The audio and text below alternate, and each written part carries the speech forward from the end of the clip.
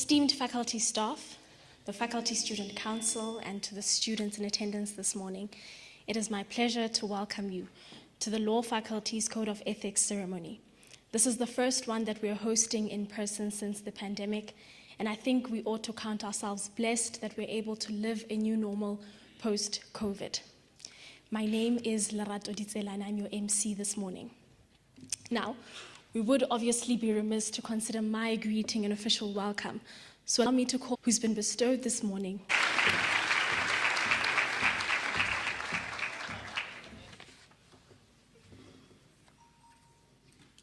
Thank you, Lerato.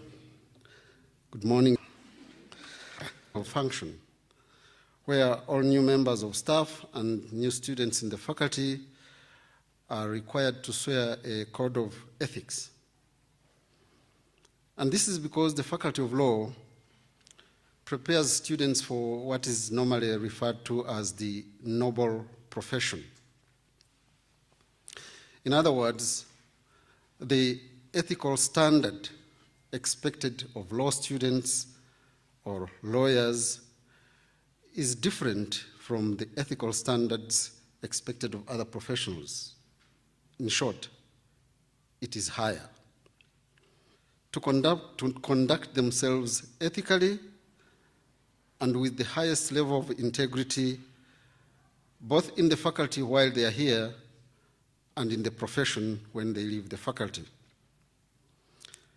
And therefore, this oath-taking ceremony is an important part of the faculty culture, and all first-year students and new staff members are encouraged to take it. And now, as Lerato has mentioned, due to the COVID-19 disruptions, we were not able to have this function over the last 2 years. In fact, mainly last year. In 2020, we had an online function, but it excluded a number of students because of the modalities and technicalities involved. Now, last year, the Faculty Management Committee actually took a decision to defer the 2021 Code of Ethics ceremony to this year, when face-to-face interactions are possible. And I'm extremely happy to see all of you. I'm also extremely happy to see the interest that you have all shown to be here today. I'm also aware that more than 300 students are actually taking this oath virtually. They are attending online. And I therefore wish to take this opportunity to welcome all of you who are here and those who are attending online.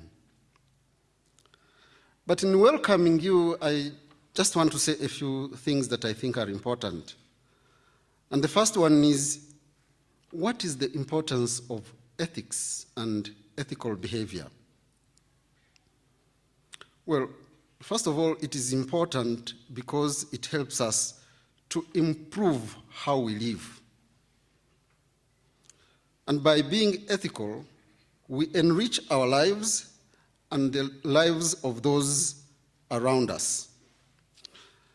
And it is especially important to live an ethical and moral life when you are still young. And this is because when you grow old, you are unable sometimes to learn new tricks. In other words, it is important to practice these concepts before you grow old and you are faced with more complex issues and other challenges. So as you take this oath today, I must remind you that we are not just talking about ethics generally, we are also talking about ethics for legal academics and law students. And in that regard, I would like to quote from one commentator who said, and I quote, "If legal education in law faculties, as one of the important role players in forming sound lawyers, is to succeed in producing legal graduates of strong moral fiber and who are fit for practice, it must offer more than reviews of codes of conduct. To properly assist law students in avoiding pitfalls which may lead to disciplinary action, they must be informed about how their internal moral compasses can help them to do so. So this function, this ceremony, this oath-taking is a reminder how you can trigger your own moral compass to be able to guide you and able to introduce it, to share some few examples of what I consider to be ethical behavior for law students. Aren't those pretty obvious, you might ask? Not to all of us. For example, the first example I want to give is respectful and civil behavior in person and in communications. So in the law faculty, students should behave respectfully towards staff and their fellow students. All academic and professional staff and students in the faculty are entitled to expect that interactions will be civil and respectful, whether they occur face-to-face or by phone, through SMS, email, or any other form of social media.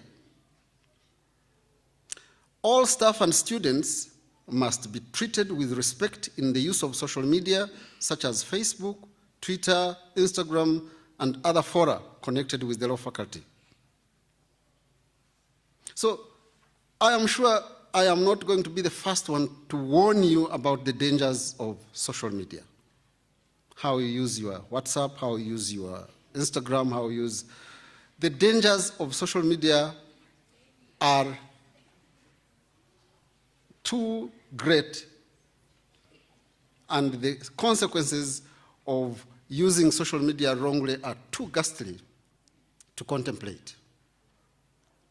So, behaving respectfully includes also observing values such as politeness, punctuality in attending classes, and being attentive in class. Secondly, honesty and integrity. All interactions between students and other individuals in the law faculty should be honest and open. The commitment to honesty includes observing such values as trustworthiness, truthfulness, fair dealing, and sincerity. Students should observe appropriate standards of honesty and openness in their conduct, both as members of the faculty and as potential future members of the legal profession. Honesty, by the way, also includes being original in your work and avoiding plagiarism. I don't know how I can emphasize that. You see, with the internet today, there is so much information available, and it's just accessible by the click of the mouse. You have to be careful how you use that information. Passing it on as your own information when it is not is dishonesty. It's not only unethical and immoral, it is also illegal, and you will be punished for that. Thirdly, let's talk about competence and confidentiality. So law students may enjoy the privilege of participating in clinical legal training when you start doing modules that involve that. You may also, when you finish your law school, you may also serve articles in law firms or take up volunteer positions in law-related organizations. So in these positions, you must act with integrity and professionalism. You must ensure that your conduct and any advice you give is competent and within the scope of your responsibility. But in all contexts, you must not publicize information that is confidential about clients, other students, academic staff, or professional staff, whether in person or by social media or in any other form of medium. So there are many other examples I could give. What are the most obvious examples of unethical behavior? Plenty. Lying, for example. Telling. It is, for them, it is eventually kind of believe their own lies. Other examples, threatening and intimidating other people. I talked about, cheating, for example. Cheating. And when I talk about cheating, most of you will think about cheating your boyfriend or your girlfriend. That is also unethical, actually. Plagiarism, academic dishonesty, and so on. Violence of all forms. Violence. But in our society today, especially gender-based violence. Taking advantage of other people's misfortunes, for example, what we call kicking them while they are lying on the ground. Gossiping.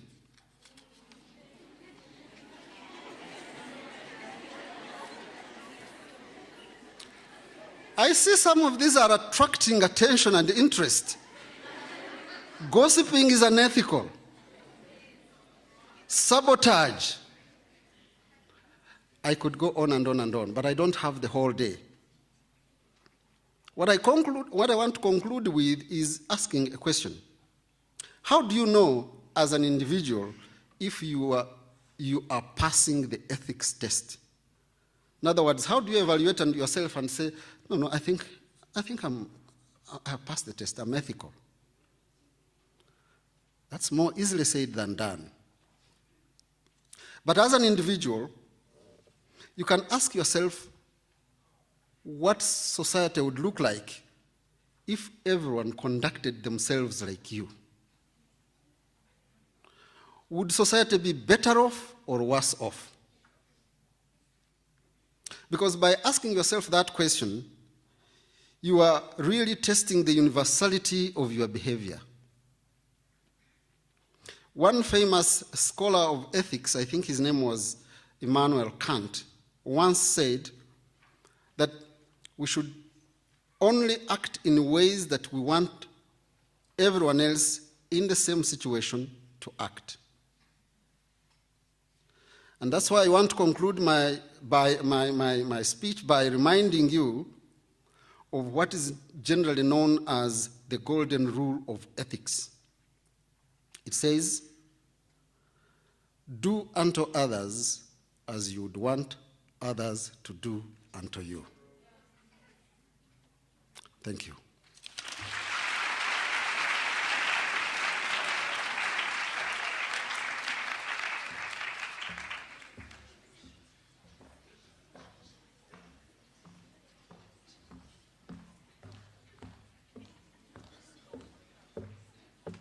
The cheating, the lying. So we're going to move on. Those of you who are guilty of, not only has she lectured me in my undergrad, but she's one of, just to put some context to our keynote speaker, so that you guys understand why I'm particularly fond of her. She holds a Bachelor of Sciences degree from the University of the Free State, a Bachelor of Medical Sciences Honors, also from the University of the Free State, a Master of Science from the University of Pretoria, an LLB from the University of the Free State, okay, from the University of the Free State,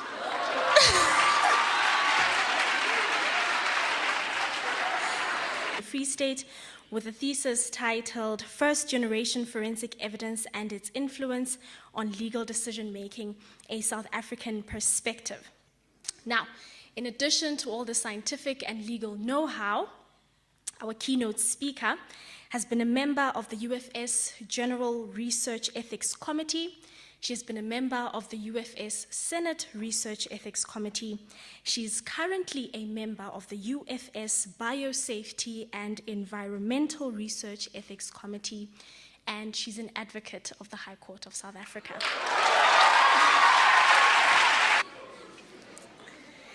In addition to having worked of particular like the South African Journal on Criminal Justice, the Potchefstroom Electronic Law Journal, and what stood out, the moral compass, considerations from a law student's perspective. Now, for probably the fourth time, I would like to ask you guys to put your hands together and help me welcome to the stage a force to be reckoned with, Dr. Jo Marie Visser.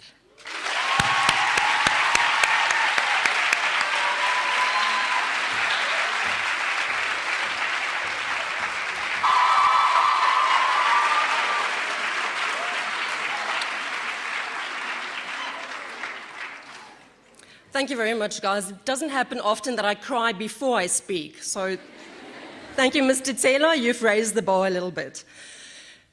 Ladies and gentlemen, good afternoon. Good afternoon to the honourable guests, the Dean of the Faculty, my colleagues, but the most important honourable guest today, you, the first and second year law students, and of course my favourite, the third year law students. Can I get a loud barbaric amen from the third year students in the room, please? Thank you, guys. That's the spirit. That's how I know you. Guys, I'm not going to regale you with tales of the philosophy of ethics, as there are much more intelligent, informed, and wise lecturers at the varsity that will do that for the next couple of years. Some of them are sitting in the front row in this venue. I'm also not going to regurgitate all the rules of legal professionalism, whether you become an attorney or an advocate, or you reach for any of the plethora of other possibilities in the law career. You will become face-to-face with the rules of the profession, and you will become very aware of the consequences of violating those rules. In addition to that, you guys will one day be admitted to the profession. During that time, hard questions will be asked about whether you are fit and proper to be admitted.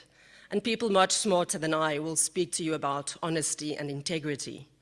The Dean mentioned some ideas right now. What I will do today is chat informally and simply, because that's who I am, about something a little bit more abstract, but ever so much more fundamental, and that is the question, who am I? Who are you? In this respect, I've had some careers before this one, and in those careers, I've had the great privilege of learning who I want to be from wonderful and admired people that I've had the pleasure of working with, and I want to share with those at least 3 of these lessons with you today. As a young aspirant prosecutor, I observed the traps of perceived power. Bribery, extortion, intimidation, and favors, whether they are really small or really risky. I found these things to be frequent, everyday realities for many legal practitioners, and they may be for you as well. My mentor at the time was a wonderfully warm and wise man by the name of Ntate Daniel Leshope. I saw firsthand some of his confrontations with these dragons. And on one such an occasion where he was offered an obscene amount of money for a case docket, he did what he always did. He declined the offer with unexpected and undeserved patience and grace. I once asked him whether these offers often tempt him into making other decisions. And he smiled that mischievous smile that only Mr. Leshope could smile, and he said to me, "Nah, I'm a man of many faults, but I am unbuyable." That stuck with me. I am unbuyable. And I filed that in the back of my mind with other lessons I've learned from great men and women. As I gained a little bit more experience as prosecutor, I could work a little bit more independently in the execution of my duties, and I learned a hard lesson about decision-making. And I take that in every day that I work here. When prosecutors make decisions to prosecute, they disappoint the accused person and his family and loved ones, or her family and loved ones. When a prosecutor decides to withdraw charges, they often disappoint victims, complainants, families, loved ones, and even the community. When prosecutors decide to send dockets back for further investigations, they risk troubling that very delicate relationship with very important investigating officers. No matter what you do, no matter what decision you take, you risk conflict. That's why it's so important to base your decisions on reasons that are reasonable, accurate, and above all, fair. then that doesn't only apply to prosecutors. That applies to everyone who stands up and takes the yoke of law, to take up the duty to stand up for others, in whatever capacity that may be. As you guys go through your studies, as you become lawyers, make your reasons defendable. And when that time comes, you should be able, in transparency and honesty, to defend your reasons on an open stage. The third lesson, and perhaps the most significant, that has taught me about the person I want to become comes from a rather unexpected place: death. During my forensic training, I spent 2 years working in a state morgue, where the consequences of violent crime represented itself every day in horrific detail. And as most people who work in these sorts of places will tell you, when you work in a place like that, you are confronted every day with the reality of your own mortality.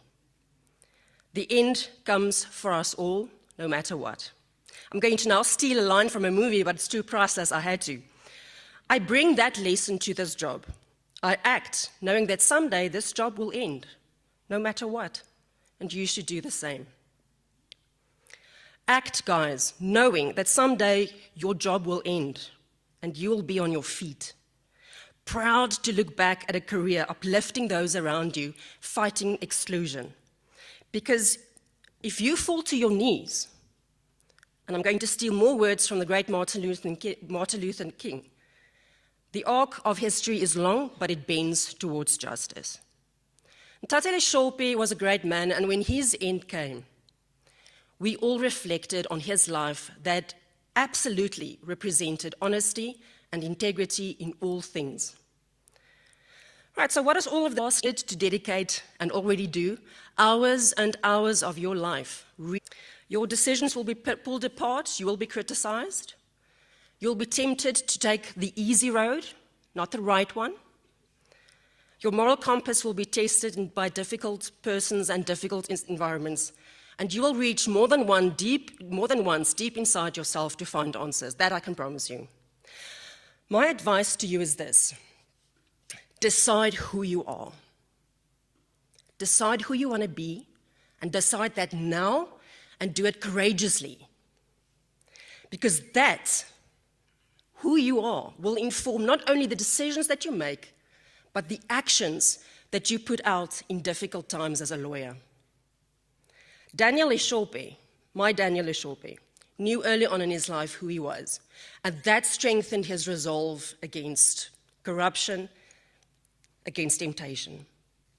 Decide who you want to be now and become that person every single day. Don't wait. Don't wait to develop your grace and patience with difficult people. Don't wait to become a man or woman of integrity and honesty. Don't wait to fight for those who cannot fight for themselves. Become that man or woman every day. Use the lecturers here at the university. Use your peers. Use your community to help mold the person that you desire to become.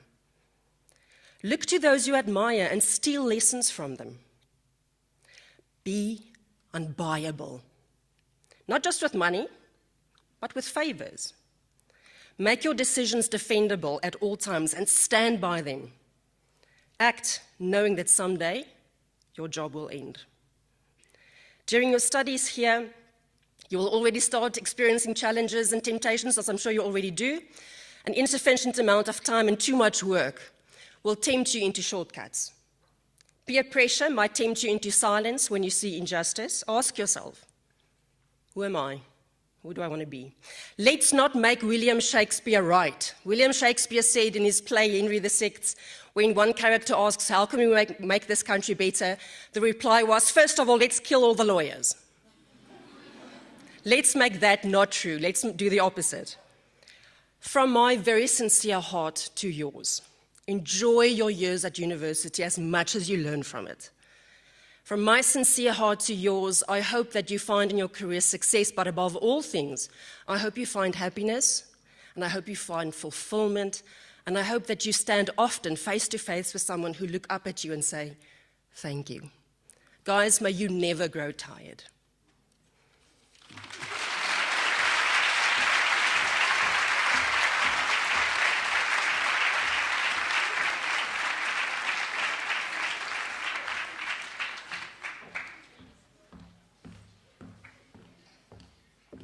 listening to Dr. Visser wrap up her speech, I was thinking, at this point, I might as well shout another barbaric amen and let the congregation disperse, because I don't think there is a lesson as important as finding out who you are and running with that.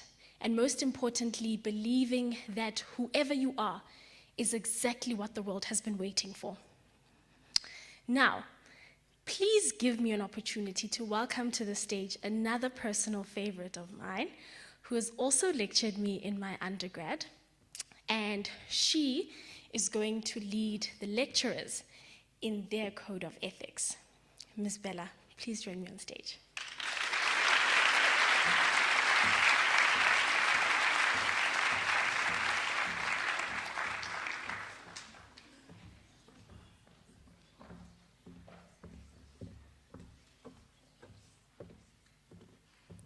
Good day, colleagues and dear students. Colleagues,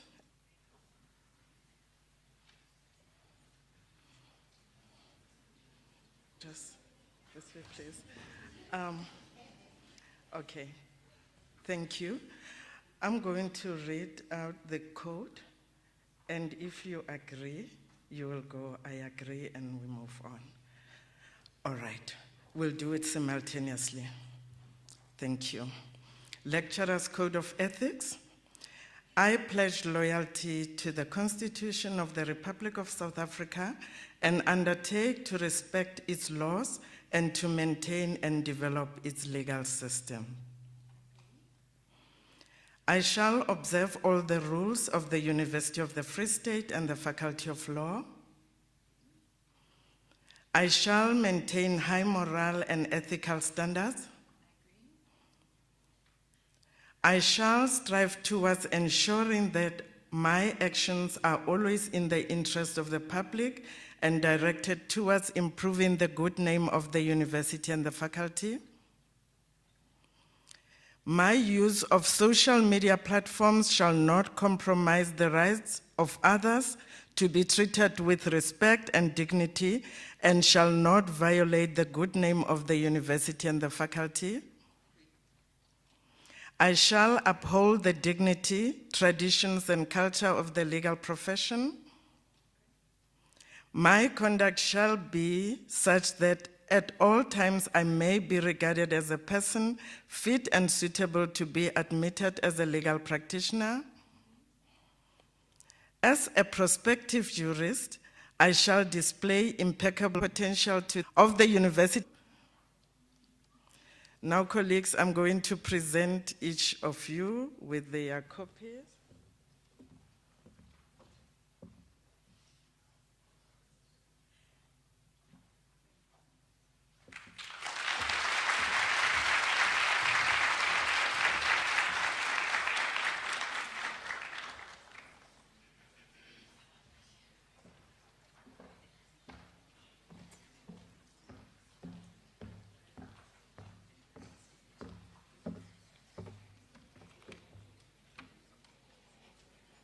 So, I realized that I'm glad I did not release everyone after Dr. Visser spoke. And I say this specifically because I think we've been made aware of something quite important, that there is, from today onwards, an ethical standard to which you are to be bound, regardless of the position that you occupy in the legal fraternity, whether you're a lecturer or a student. So at this time, I'm going to ask Ms. Kamo Gaborone from the Law Faculty Student Council to join me in front in leading the students in their code of ethics.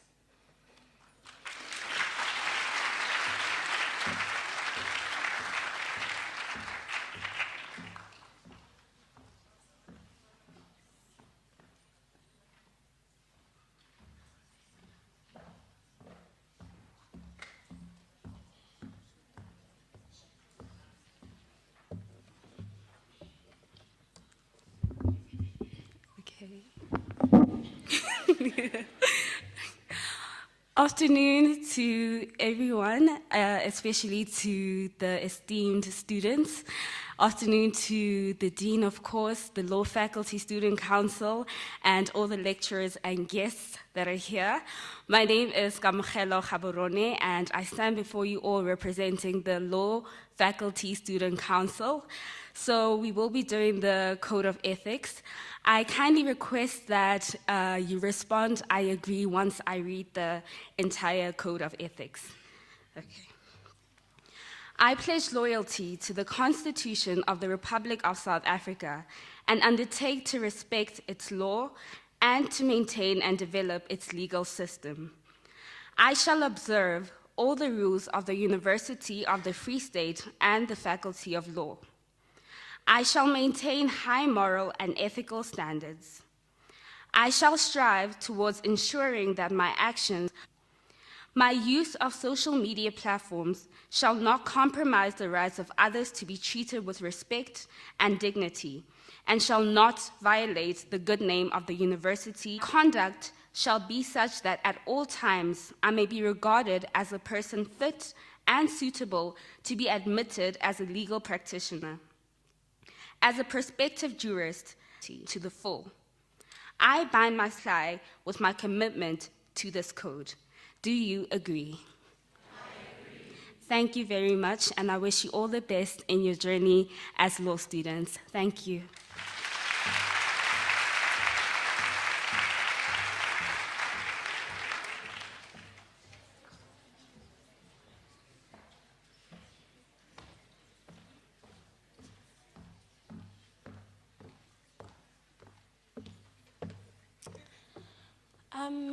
I think all the students in attendance were advised to bring a black pen, right? Okay. You will have an opportunity to sign your code of ethics right now. And then, before I let everyone go, I have a couple of announcements. You guys don't have certificates?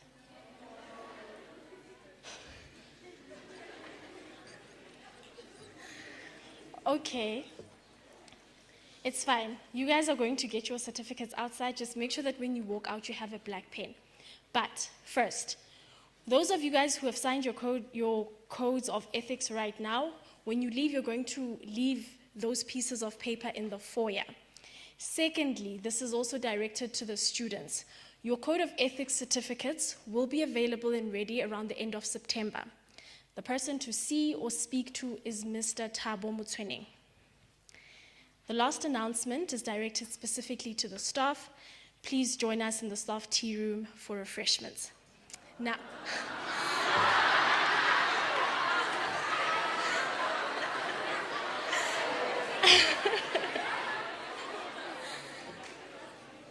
I would like to thank you guys, every single person who is in attendance this morning, for joining us. My parting words to you is a reminder that ethics are like a muscle. If you want them to grow stronger, you ought to exercise them as frequently as possible. So I implore you, in your everyday lives, whether it is in your professional capacity or your personal capacity, to make an intentional effort to be ethical in everything that you do. And with that, I can finally shout my barbaric amen and let the congregation disperse. I'm going to ask that when we exit in an orderly fashion. Those of us who are sitting on the stairs, you'll be required to leave first. Everyone who is seated, please remain seated until the people on the sides have exited. Thank you so much, everyone. Have a great weekend.